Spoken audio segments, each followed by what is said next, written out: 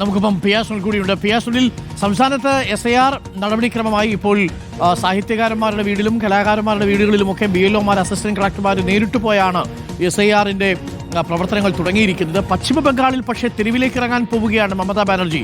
കേരളത്തിൻ്റെ കേസ് ഇനിയിപ്പോൾ സർക്കാരും പ്രതിപക്ഷവും കൂടി സുപ്രീം കോടതിയിൽ പോകാൻ പോവുകയാണ്. കോടതിയെ സമീപിക്കുന്നുണ്ടെങ്കിലും വളരെ പെട്ടെന്ന് ഇനി എന്തെങ്കിലും നടപടികൾ ഉണ്ടാകുമോ എന്നുള്ള സംശയമാണ്. പക്ഷേ പശ്ചിമ ബംഗാൾ കോടതി നടപടികളിലേക്കല്ല, നേരെ തെരുവിലേക്ക് ഈ വിഷയം കൊണ്ടുവരികയാണോ പിയാസുനിൽ?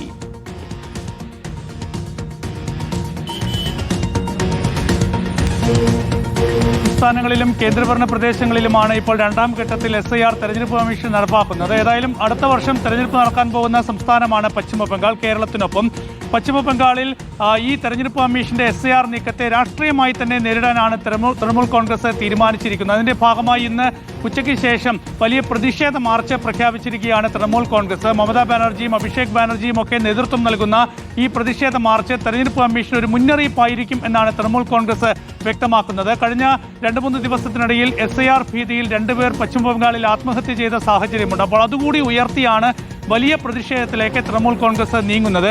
ഏതായാലും SIR നടപ്പാക്കുന്നത് NRC കൊണ്ടുവരാനുള്ള ഒരു നീക്കത്തിന്റെ ഭാഗമാണ് എന്ന ഒരു രാഷ്ട്രീയ പ്രചരണം കൂടി തൃണമൂൽ കോൺഗ്രസ് ശക്തമാക്കിയിട്ടുണ്ട്. ഏതെങ്കിലും ഒരാളെ വോട്ടർ പട്ടികയിൽ നിന്ന് ഒഴിവാക്കുന്ന ഒരു നീക്കം തെരഞ്ഞെടുപ്പ് കമ്മീഷന്റെ ഭാഗത്തു നിന്നുണ്ടായാൽ അതിനെ ശക്തമായി നേരിടും എന്നുകൂടി തൃണമൂൽ കോൺഗ്രസ് വ്യക്തമാക്കുമ്പോൾ തീർച്ചയായും വളരെ സംഘർഷ സാഹചര്യമായിരിക്കും SIRന്റെ ഓരോ നീക്കവും പശ്ചിമ ബംഗാളിൽ എന്ന സൂചനകളാണ് പുറത്തു വരുന്നത്. ഈ വിവാദങ്ങൾക്കിടയിൽ നാളെ തെരഞ്ഞെടുപ്പ് കമ്മീഷൻ സംഘം പശ്ചിമ ബംഗാളിലേക്ക് പോവുകയാണ്. ഏത് വിധേനയും SIRമായി മുന്നോട്ട് പോകും എന്ന് തന്നെയാണ് തെരഞ്ഞെടുപ്പ് കമ്മീഷൻ വ്യക്തമാക്കുന്നത്. അതുകൊണ്ട് എന്തെങ്കിലും പ്രകോപനമുണ്ടായാൽ അതിനെ നേരിട്ട് തന്നെ മുന്നോട്ട് പോകാൻ തെരഞ്ഞെടുപ്പ് കമ്മീഷൻ തീരുമാനിക്കുമ്പോൾ തീർച്ചയായും വലിയ പ്രതിഷേധങ്ങളും പ്രതിഷേധ കാഴ്ചകളും ഒക്കെ തന്നെ പശ്ചിമ ബംഗാളിൽ നിന്ന് വരും എന്നുള്ള കാര്യം ഉറപ്പാണ്.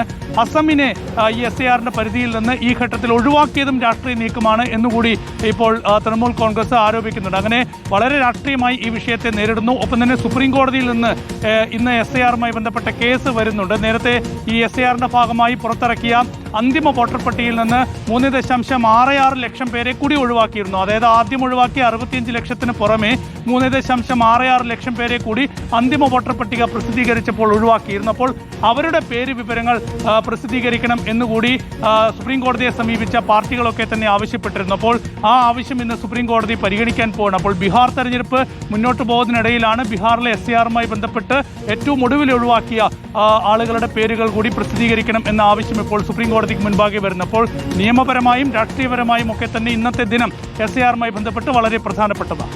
Thank you. പിയാസുനിലാണ് വിവരങ്ങൾ നൽകിയത്.